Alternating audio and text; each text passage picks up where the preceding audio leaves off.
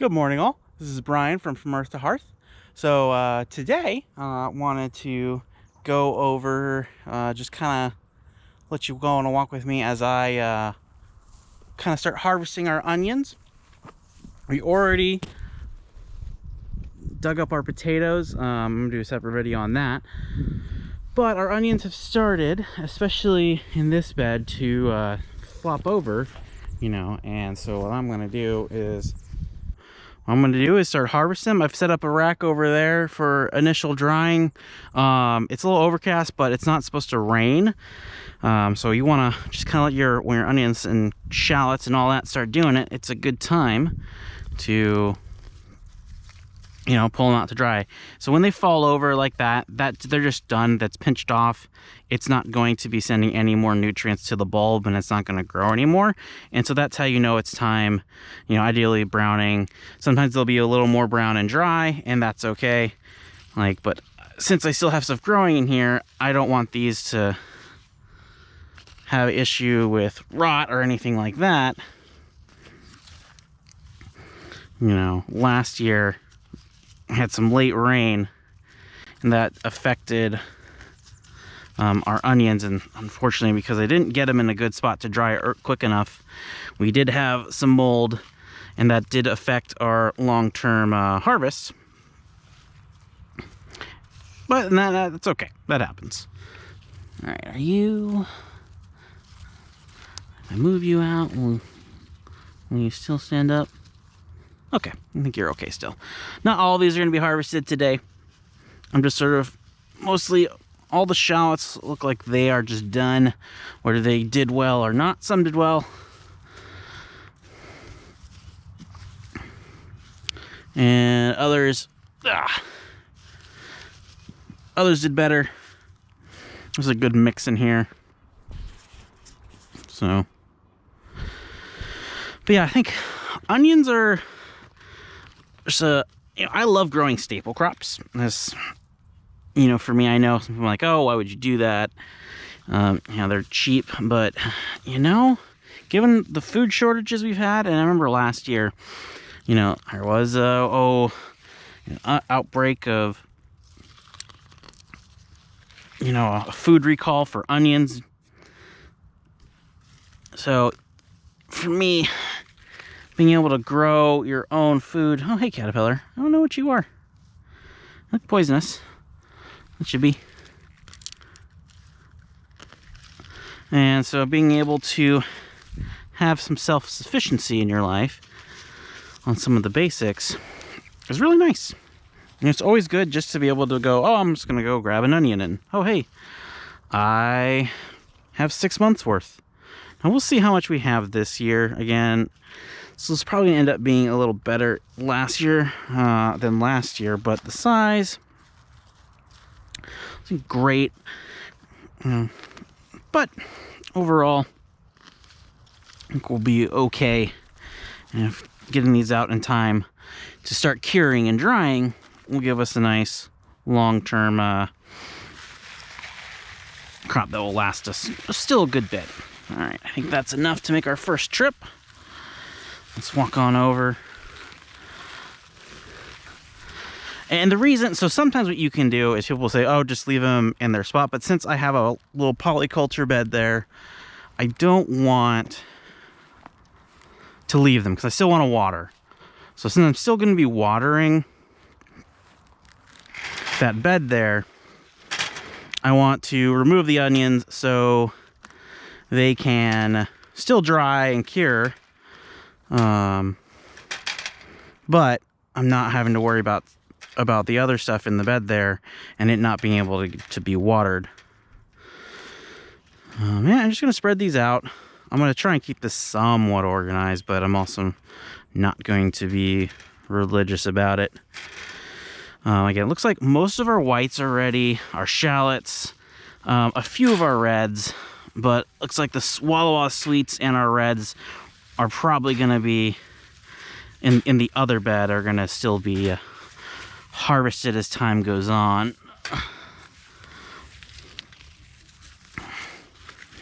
And all right. But yeah. And there's multiple ways we do it. We usually, when we do onions, we order them as sets. So they're already kind of started. I'm going to try, and I've seen different ways, and grow them from seed. I've never been successful growing onions and shallots from seed before. So I'm going to try. I've seen different methods or different suggestions, and some suggesting you start in the fall. So I'm going to do that, and then I'll probably, in the spring, I'll probably do some as well. But that is another day, shall we say. Your sweet onions like Walla Walla, Vidalia are your are going to be your shortest lasting in terms of how long you can keep those onions and them still being you know, before they start rotting or going bad.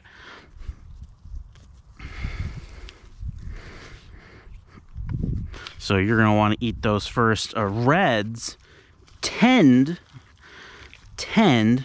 emphasize that because there's always exceptions, tend to be your longest lasting and be your best store. We're growing Red Wing, which is a pretty common red onion to grow. And yeah, it will last year plus if you've grown and stored properly. And cured, I should say. So, all right, what else we got? Yep, you're ready. Courage. If when growing your stuff at home that, yeah, you know, oh, you know what? You see all those pictures with people with their big, giant, glorious bulbs, and yours aren't looking that way. Don't be discouraged, right? You're still growing your own food. Everything's a learning process. And yeah, in many ways it takes time to really perfect things, and some years you have good years and some years you have bad years, and this is not a bad year, let me be clear. This is actually a good year, or in between year in terms of how good our onions are. I was late. I could have planted them earlier, and that would probably have helped. I had the issue of them not taking as well when I transplanted, when I finally put the starts in, because I probably, again, if I put them in a little earlier, and at the same point, we had a really dry spring. April was unusually dry for us, and so they didn't have the normal rainfall that really helps get starts transplanted into the ground, you know, when you're doing that. And so that's a thing that happens, you know. When you're reliant on the weather. We're not totally reliant. I have sprinklers and stuff, but as things get hotter, drier, you have to make adjustments for that, and also accept that things are not always going to be perfect, and that's okay. All right, that looks like everything in this bed, which is most of it. As you can see over here, most of these are still standing up, though there are a few, so I'll go and pick through them.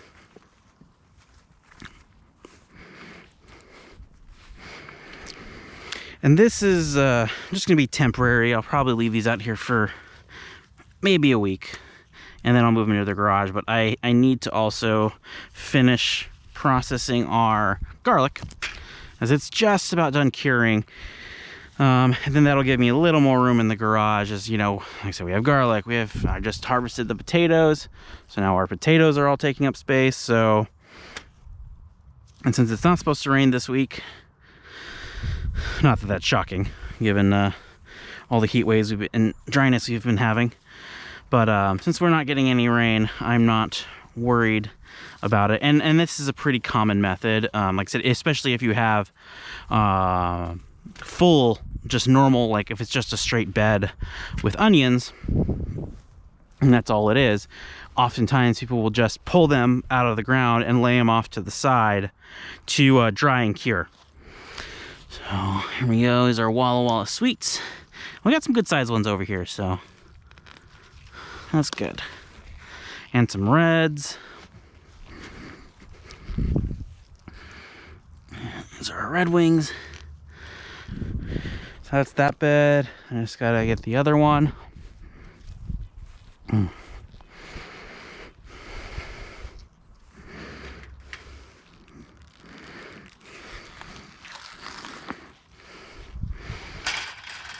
Reds here. Grew Spanish White, Red Wing, and Walla Walla. It's just sort of our usual three. I want to experiment with more.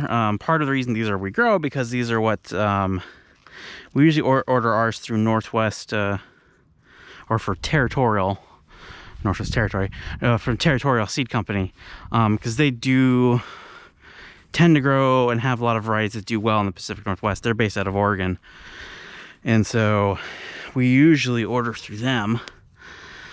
Megon grass. Just because they tend to be able to ship stuff at a good time for us, and so we get them early enough, we can actually put stuff in the ground. Again, this year, we just didn't plant early enough, and that was our fault, not them. But even then, we still got a good harvest. And we've already been pulling some too, occasionally when we need onions to eat for dinner, so that's why there is blank spaces here. You know, you don't have to wait till they are fully mature to eat. Yeah, see, that's a nice one. That's a real nice one. So, I gotta decide what we're gonna grow in here. Lots of pearl onions. Good recipe to use pearl onions for is beef bourguignon. If you want to make a classic, you know, usually made with pearl onions. I love beef bourguignon. Just funny how it's seen as a fancy dish when it's just beef stew. It's just a little involved beef stew with red wine, which I guess that's fancy. It's delicious, so you're not gonna get any argument out of me.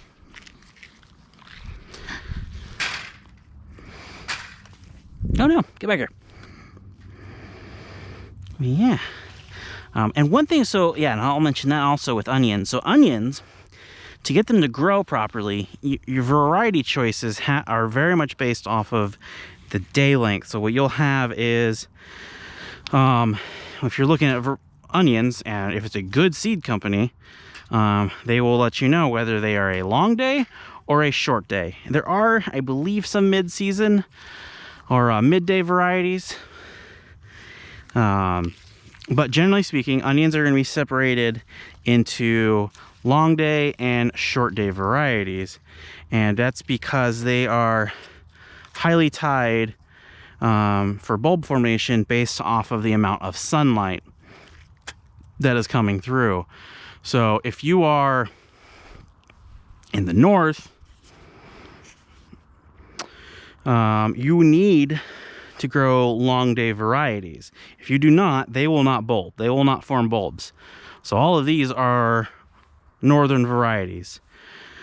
And if you are in the south, generally they would say, you know, the Mason-Dixon line is a good rule of thumb, sort of to kind of decide if you're south of the Mason-Dixon line, you should be growing short day varieties, and if you're above it, you can grow long day varieties. And if you're kind of in the middle, there are some varieties that are kind of in that mid-range that you can kind of grow a little north or a little south, and they're kind of sit in between. Just do your research based off where you are. Talk to people in your area and what they are growing. Find out those varieties that are doing well, and start there. Try to learn and do something new, but can only do so much in 1 year. So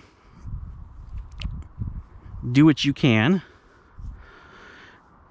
and don't be afraid of doing a variety that maybe some people would say, oh, don't bother with it, it's a hybrid. And at the same point, you know, if something isn't growing well, do check it out. If you're growing heirlooms, and see, well, does that heirloom even grow well in my area? Like I said, that's why we grow Walla Wallas and not Vidalias. We're up here in Washington. So growing Walla Walla sweets are adapted to our areas, whereas Vidalias, that is down in Georgia, and that is not where we are. And they would not grow well, no matter how well I tried. So, hope you all enjoy, and you get something away from this. Hopefully I haven't rambled along too long for you. But, yeah, onions are coming along. It's definitely that time of year where it is harvest time. So, I said I'm gonna do a video on these potatoes here as well. But, yeah, hope you enjoy.